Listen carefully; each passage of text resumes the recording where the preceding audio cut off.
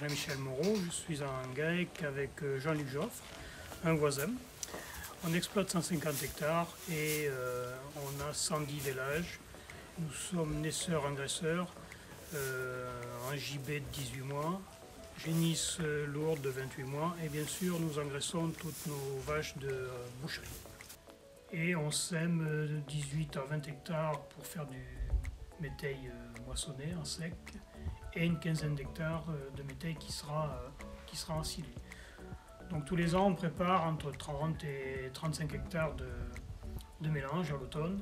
Pour faire nos semences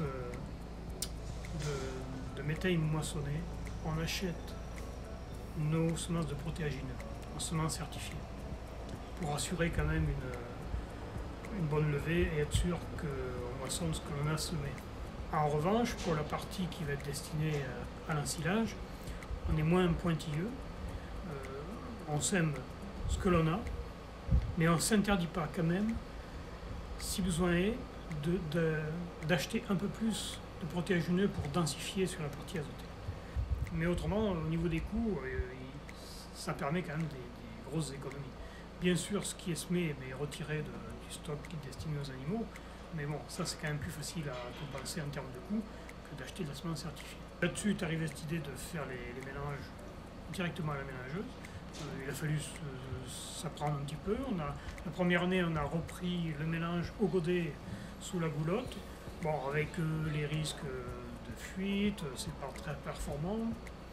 Et puis, on a un site qui nous permet de mettre la mélangeuse en hauteur et de passer nos conteneurs directement sous la goulotte. Et là, en fait, il faut juste savoir se servir des manettes de la machine et de savoir conduire un tracteur et le travail se fait tout seul. Alors la précaution à prendre lorsqu'on charge la mélangeuse, c'est de s'assurer que le tracteur sera capable de redémarrer si on a besoin de l'arrêter chargé. Parce que quand on met 2 tonnes de fourrage dans une mélangeuse, on peut mettre le double, voire le triple en semences. Donc le mélange pour 30 à 35 hectares de métail, c'est 2 jours de travail à peu près.